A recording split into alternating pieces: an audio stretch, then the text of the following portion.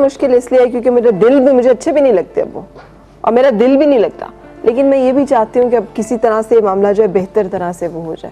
देखिए, इसको मसले को सुलझाने के लिए अपने जज्बात को तो थोड़ा सा हैंडल करना पड़ेगा, संभालना पड़ेगा, क्योंकि ये एक लॉजिक का मामला है, इसमें आपको एक जिद्दोजहद करनी पड़ेगी। जज्बात को कैसे संभालूं, मेरे खुद पे काबू नहीं रहता। वो आते हैं सामने, मुझे पता होता है कि वो उनका इस तरह से वो कहाँ से आ रहे हैं, क्या मामला है, किस तरह से है, वो मुझसे क्यों दूर है, उनका रवैया, तो मेरे लिए अपने आप को संभालना बड़ा मुश्किल होता है। मैं अपने आप को नहीं कंट्रोल कर सकती। लेकिन फिलहाल कुछ दिन तक तो आपको ये मुश्किल रहेगी, लेकिन ज़्यादा इम्कान इस बात का है कि जितना सदमा या गुस्सा आपको अभी इस वक्त है, ये चंद दिनों के बाद 3 से 6 हफ्ते के अंदर अंदर ये सेटल हो जाएगा। लेकिन अगर आपका गुस्सा ये कम नहीं होता या आपका सदमा कम नहीं होता, तो पहला मरहला आपका ये है कि आप अपने गुस्से और सदमे को कम करने के लिए काउंसलिंग में आएँ, ताकि हम आपको ऐसी मदद दे सकें कि जिसमें सबसे पहले आप नॉर्मल हो सकें, आप ऐसे हालात में चली जाएं जिसमें आपका दिमाग अच्छी तरह काम करने लगे और आप अपने कदमों पे खड़ी होकर सोच सकें। में तो मैं हूँ आपके साथ। आप मुझे बताएं, फर्स्ट थिंग क्या आज मैं करना शुरू कर दूं जिससे मैं कम से कम अपने आप पे तो काबू पा लूं, कम से कम मैं खुद तो नॉर्मल हो। देखिए, एक छोटा सा नुकसान भी हो जाए ना, जैसे अगर आपका सेल फोन गुम हो जाए तो आप बेचैन हो जाते हैं और सदमे से निढाल हो जाते हैं, और लेकिन फिर चंद दिन के बाद जो है आपका सदमा कम होना शुरू हो जाता है। आप अपने नुकसान को कबूल करके अब आप दोबारा मुनाफे की तरफ या नफ़े की तरफ वापस जाना चाहते हैं। सबसे पहली बात तो यह है कि हमारे यहाँ ख़वातीन को तैयार ही शिकस्त के लिए किया जाता है, जैसा कि आप जानती हैं। तो जब ख़वातीन को शिकस्त के लिए तैयार किया जाता है तो फिर उनको फिर फतह के लिए भी तैयार होना पड़ेगा। शिकस्त के लिए तो माशरा तैयार करता है, लेकिन फतह के लिए ख़वातीन को तैयार होना पड़ता है। क्या करूं? उसके लिए आपको बहुत सारी कोशिशें करनी पड़ती है। पहली बात यह है कि इस बुरे दिन से बचने के लिए सबसे पहले तो अपने ससुराल वालों से बना के रखनी चाहिए। अगर पहले से आपने नहीं बनाई हुई तो अब एक काम कीजिए कि अपने जो है सास ससुर और अपने जेठ देवर अगर वो बनाने को तैयार ना हो तो वन साइडेड तो कोई भी रिलेशनशिप नहीं बनता ना डॉक्टर साहब। ये तो आपको अब अपने गर्ज के लिए ये तो करना पड़ेगा, क्योंकि ऐसे रिश्तों में थोड़ा अनाज का मसला होता है। मौके का वो भी नाजायज फायदा उठाते हैं। वो जानते हैं कि मेरे और मेरे हस्बैंड के दरमियान इख्तलाफात हैं, वो इन इख्तलाफात को हवा देने की कोशिश करते हैं और बजाय इसके कि वो मामले को सुधारें, वो उसको और बिगाड़ने में किरदार अदा करते हैं। सबसे पहला मरहला तो ये है कि अपने साथ एक जनाब, बड़ी बुरी जगह पे आपने हमारी काउंसलिंग को इंटरप्ट किया। अच्छा ठीक है, मैं अब इसमें ये जो बिस्किट का चूरा था वो ऐड कर रही हूँ। ठीक है, और अब मैं इसमें ये भी डाल दूंगी। ये क्या है? ये माल्टे के सही किन्नू के जो थे ठंडा कर लिया हमने और इसमें हमने तकरीबन ठंडा हो गया। अब मैं इसको सिर्फ इसमें फोल्ड करूंगी और उसको सेट होने के लिए 5-6 घंटे के लिए फ्रिज में रख दें, तो वो उसकी जो फाइनल जो लुक है वो ये है, वो आ जाएगी। अब मैं क्रीम में बस इसको मिक्स करूंगी। बिल्कुल सही।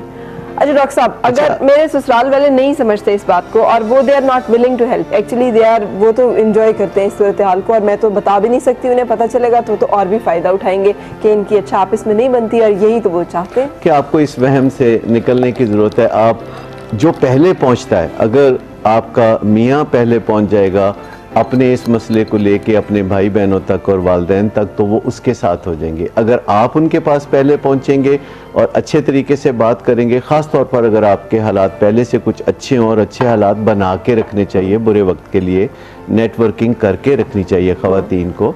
और आगे बढ़ने के लिए ये बहुत ज़रूरी है कि आप पहले अपने जो ससुराल वालों हैं उनको बताएं। उसके बाद जो नेक्स्ट आपका ग्रुप है जो कि आपकी मदद कर सकता है और बहुत ज़्यादा मदद कर सकता है, वो ग्रुप है आपके मियाँ के दोस्तों का।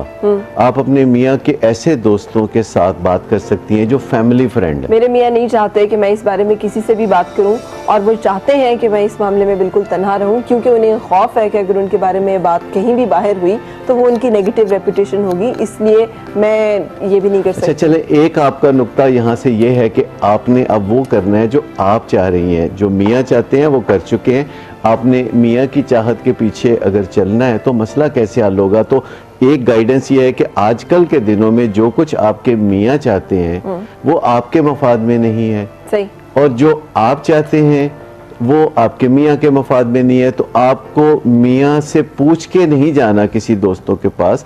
मियाँ अगर उस पर एतराज़ करेगा तो आप कह सकती हैं कि आपने मुझे मौका दिया कि मुझे घर से बाहर ये जाके तो मुसीबत उठानी पड़ी, तो उनके मियाँ के बॉस या मियाँ के ऐसे दोस्त जिनके साथ उनके बहुत गहरे रिलेशनशिप है, यकीन कीजिए कि जिनके पास आप पहले पहुँचेंगी वो आपके साथ होंगे, और मियाँ पहले पहुंचेगा तो वो मियाँ के साथ। लेकिन इस बारे में एक बड़ी कॉमन मिथ जैसे मुसलसल सॉन्ग का कह रहा है, मुसलसल एक मिथ ये है, मैंने बात भी करने की कोशिश की तो सभी कहते हैं मर्द का तो ये वतीरा होता ही है और मर्द के इस मामले को तो एक्सेप्ट कर ही लेना चाहिए। आप इस मामले में सब्र से काम लें और वो खुद ही ठीक हो जाएगा और एक दिन वो खुद ही सारा कुछ रियलाइज कर जाएगा और सब बेहतर हो जाएगा। देखिए, ऐसा खुद ब खुद कुछ नहीं होता, खुद ब खुद वही होता है जो हो चुका है।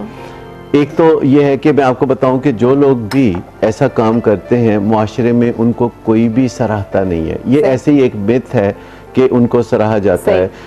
एक और बात जिससे आपने बाज रहने, अपने मैके में जाके आप बात मत कीजिए। अच्छा। क्योंकि मैके वालों से आपको कोई तावन नहीं मिल सकता। खवातीन को लगता है कि मैका शायद उनकी सबसे ज्यादा मदद कर सकता है, लेकिन मैं आपको बताऊं कि मैके वाले फिर वही शिकस्त की तरफ आपको ले जाएंगे।